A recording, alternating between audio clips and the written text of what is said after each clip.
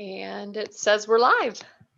Hi, welcome to the StockinetteZombies. I'm Amy, also known as Janitma. And I'm Megan, also known as Just Run It. And this is episode 308. And we are talking about March tips and tricks. Yes. But we have a little bit of administrati to kick off with, as we are often want to do. Hello, everybody out on YouTube. I see Claire saying good evening. Because it's evening where she's at. It's lunchtime for us, and you probably can't hear my stomach gurgle, but Same. It's gurgling. And then I opened my windows, so it's like fake spring here. Yes. So if there's any sort of road noise, I guess I think this is so directional, you wouldn't hear any of the road noise, but Sullivan is right. He's glued to the window. He's like, oh, the window is open, but I'm chilly and I've got my cardigan on, but I'm suffering to be able to have that fresh air come in. Yes. Yep. So I guess our administrati is that we've had a lot of people contact us through the website and emails or return responses to the emails we've been sending out about the zombie apocalypse 2021. Mm-hmm. Like, as vaccines are rolling out, some people are concerned that they won't be vaccinated in time, and they're just wondering what our event is doing. So Megan and I have been responding to those as they come in, but we thought we might say it more generally. We have made the decision that in April, we're going to have our summit where we discuss where things sit with travel, vaccines, etc. And then what we'll do is then send an update after our summit, telling you what was decided, where we sit at the moment. And then we are going to do that again in May. And then we will send out an email following that one. And yeah. Is there anything I'm forgetting, Megan? No, I guess I just would say safety is of utmost importance to us, but I feel like everybody's own personal level of comfortableness is going to vary, especially this first year since the vaccinations come out.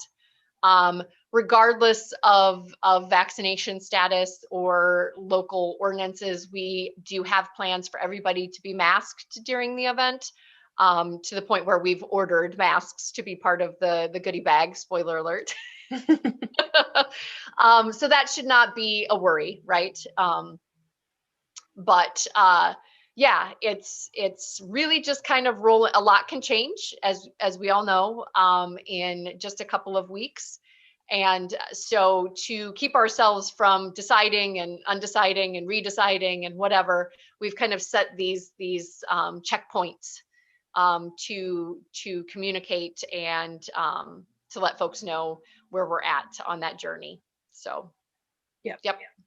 Yeah, and it's so up and down to the point where today Minnesota even opened up further vaccination eligibility. So, I would have said yesterday, XYZ, but now today there's more opening up. Yep. And we have to work with the hotel on the ability to have a large group. And yeah, it's a lot. We won't bore you with it, but we will keep you updated. And that really is the most that we can say at this point. Right. So, yep, we will be having that checkpoint in April, hopefully early to mid-April, and get that communicated. Yep, absolutely. We are monitoring it, but like you said, hard to see into the future, hard to know what the state of things are going to be even tomorrow. In non-ZK news, I have extended the Bring Spring into May with the specific and exciting news that Romy Hill is going to come and talk with us at the end of March. Yay. And she has a mystery KL going on that's kicking off in April into May. And so super exciting there. I am already kind of eyeballing some of my high micron grin and gargoyle that kind of Mhm. seems to match her floral inspiration in the mystery KAL. And I know that there was a lot of people this past weekend that were sharing their experiences with the mystery KAL, her past mystery KAL. So we'll probably have next weekend a little like, let's get excited about Romy and share your previous finished objects. Then we'll talk with her. And then the next week, I believe, is the mystery KAL kickoff. Cool. So yeah, and that corresponds with our Bring Spring, right? It's going to be a transitional piece. And I've got a couple of other speakers, as I've alluded to, that will be coming and have some wonderful transitional pieces that are in their design portfolios. So super exciting there. I'm going to have to try to figure out, my husband's trying to arrange a spring break trip. And I'm like, but I already have this. Go into a remote cabin in the woods and bike and be safe. But have to figure out how to work in some of these things. So, but the date's set. It's 2 p.m. on Saturday, March 27th. So Must exciting. have good internet. Yes. I'm like, is my mom's, kind of scratchy Zoom, scrambled Zoom, is that her computer or is that her Yeah. her Wi-Fi? We'll see. We'll see. Right, So, right.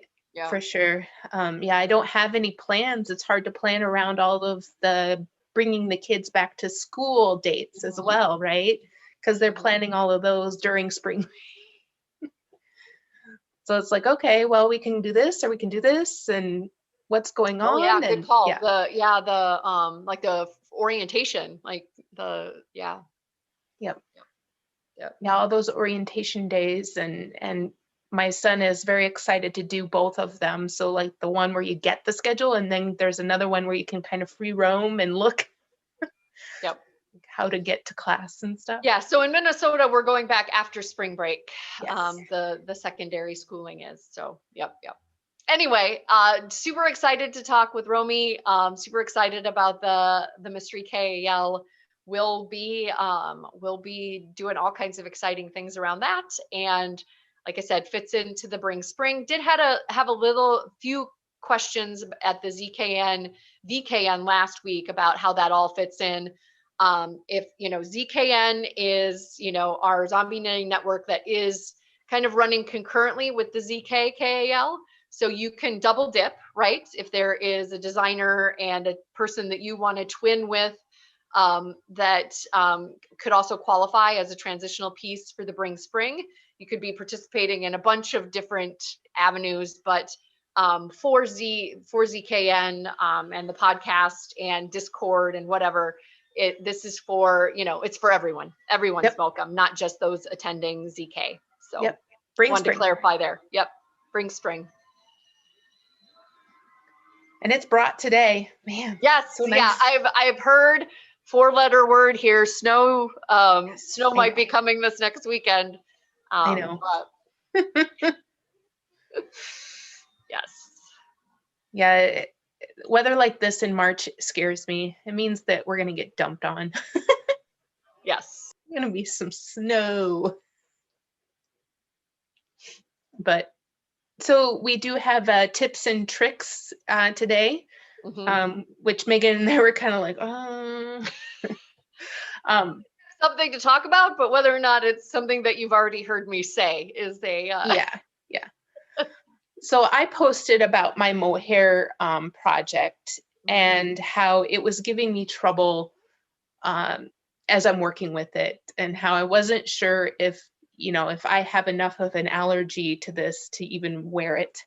But it is so pretty and soft and squishy when I'm not breathing it in, that I want to give it a try. So we're gonna finish this beautiful thing. But my tip is that one, I've been working with it while I have a mask on. And that's just extreme precautions because I worked on it all day one day, and all I had at the end of the day was a tickle in my throat.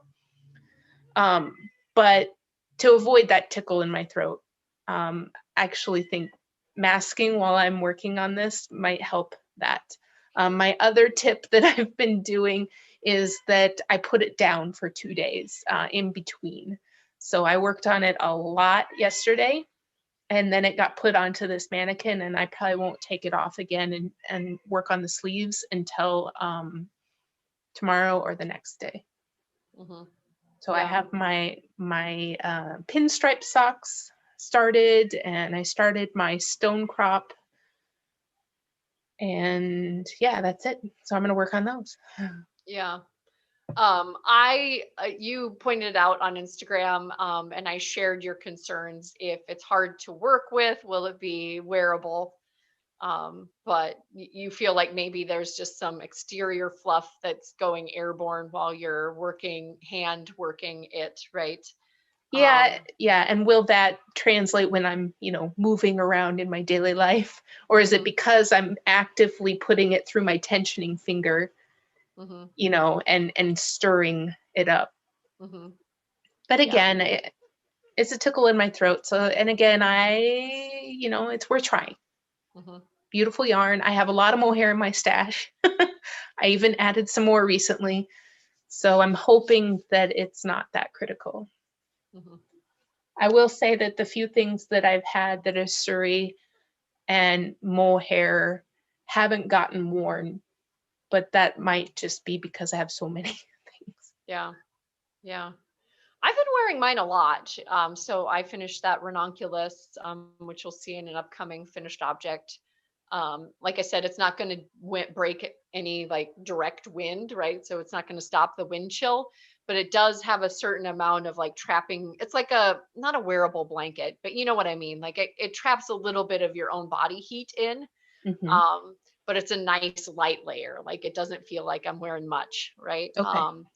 And so, yeah, I don't know. I would struggle if I was struggling with knitting something, whether or not I would be able to wear it. So, Well, and I noticed that about alpaca, and that actually hurt my hands while I got was it. knitting it. This doesn't irritate my skin. Hmm. It's just breathing it in that, Hmm. so if the fibers, it's just the idea of the fibers, and if they're less in the air when I'm just wearing it, or if I wash and prepare it once, maybe that'll all die down. I'll stay optimistic. Got a lot of people chiming in saying they can't look at mohair without having an allergic reaction and that they can't wear mohair. So I guess I'll count myself lucky that it doesn't bother me. I've worked with the alpaca silks that have been really had a nice halo and been very soft as well. Mhm. But yeah. Yeah, and again, like some of those ones that like I've done like knits for people, so I don't have the finished object, but I remember working with it. I'd have to wash my hands right away afterwards. Hmm. So, yeah, me and alpaca are no go. Not friends. Not Mm-mm. friends. Nope. All right. So my tip and trick, I think I was sharing this on one of our group chats, but I was sitting here working, and my husband was going through. I was working on this top, which is my sea salt, and my husband threw something at me and said, "This was like in the kids' play stuff. Do you want to donate it?" And it's a baby hat that I knit. It was for Dexter. So I was literally like weaving in the end of on the tip of this little, do you remember what this pattern is called? It's like Mm-mm. umbilical cord or something like, I can't remember. I don't know. Um, but I was weaving in the end and I stood up and that's when my water broke. And that's when we went into the hospital. Um, the little guy had the world's largest head. Which is a bad thing on many accounts, but also could never wear this little baby hat, right? So I think it got put in a toy bin to put on like doll baby heads. Hmm. And my husband was like, "We don't need this anymore." So it's sitting here next to me, and I have an unruly skein. Like one of the ends was coming off, whatever. Not this one because I just joined this one in, and I was like,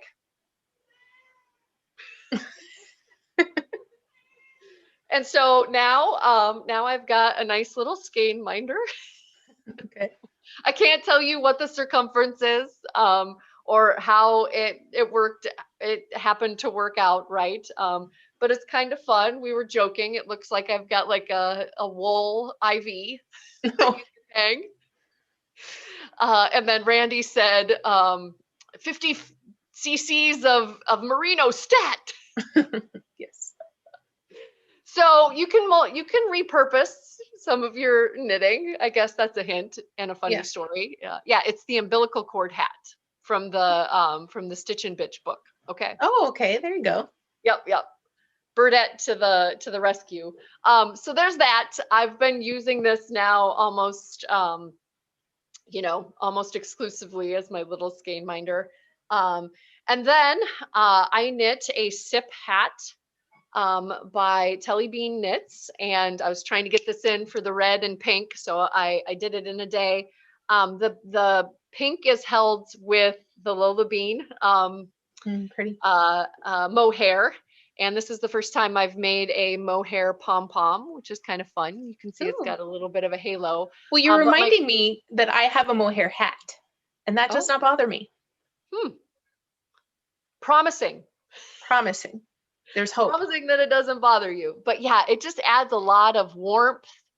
And I futzed around with the size. Anyway, now I'm going into finished object mode, right? But my tip or trick is that if you want to be able to wash your hat and you don't want to have the little unfastener, buy the little unfastener ones, you can just pull your strand through and tie a knot. And so I plan to, if I, when I'm going to go wash this, I'll take the pom-pom off because tie a bow, right? A bow, right? You want it to, or a slip knot, I guess. Yep. Something that makes it so I tied a bow. Sorry, did I say knot? I meant bow. Mm-hmm. So I tied it very securely, right? But so it's removable, and then I can wash the hat and not have to get the pom-pom, which isn't going to get a lot, hopefully won't get very dirty, won't need to be laundered, and possibly lose some of its strands or fall apart and disintegrate. So I was trying to remember where I heard that tip or trick, but it is nice, to add some a removable aspect to something that hats need to be laundered fairly regularly because heads can get stinky and you can get sweaty underneath them. Another pom-pom tip or trick, Susan B. Anderson has a video on how she ties off her pom-poms so that they don't, if you don't want come them apart. to be, yeah, and so I would go out and knot. Google her channel if you have struggled with pom-pom secureness in the past. Yes. So I remember when she told us. I used the surgical knot. You do under one, under two. I think I did that multiple times. So yeah, and this one I made with a pom-pom maker rather than just sometimes I just grab a piece of cardboard and fold it over and wrap, and then pull the string around. But this one was with an actual pom-pom maker. I had them. I think I got them in like a Joann's sale or something. Actually, I think it was when, not Joann's, Hancock went out of business here in town. They had everything on super sale, so I grabbed a pom-pom maker. But yep, cool. Making it work for me so that I can take the pom-pom off if I don't want it, or I can take it off to launder it. So cool. I keep on, if you like it, then you should have put a pom-pom on it. Song going through my head. So, yep, that's my tip or trick. 2 of them. I guess one of them really isn't a tip or trick because I can't tell you how to recreate this, but repurposing your knits. Yeah. Yeah, Mohair. Would you want to wear my hat in practice? I mean, it's literally the same mohair. Oh, see that? It could have been the mohair that I picked. I don't know. Yeah. And again, I acquired some more because of all that magic it does with the marling. And I Mhm. have some of those skeins where they're just too much to them, like I couldn't make a bigger project out of them because they're just, I need them to be, yeah, I need that magic. Mhm. The So blending, yeah. yeah. That's why I made my ranunculus just a single strand of the one that was like too overpowering, right? Hmm. Yep. Yeah. And Yep. here So I'm I like, was I'm hoping. now I'm itching my nose because you're making me mohair aware. You're making me mohair aware. Yeah, it's like don't talk about the school age children, four-letter word, Yeah. and then you Yeah. just start. Yeah. Stop. Stop. Okay, that's all I had. Okay. So we're gonna put that little PSA, or not PSA, announcement out on our website, and so if you subscribe to the Zombie Apocalypse website, you should get that to you shortly. But Yep. basically, it's what we said. We're going to have our little summits, and after each of them, we'll send out information. Mhm. So, yay! I'm not excited about making tough decisions, but yeah, No, no, no, good to right. have But the yeah, stakes in the ground the to stakes are in the checkpoints. ground. They're not tomorrow. Tomorrow is only a day away. Tomorrow. Tomorrow. Okay, we're Bye. gambling. Bye, Uvta. End stream.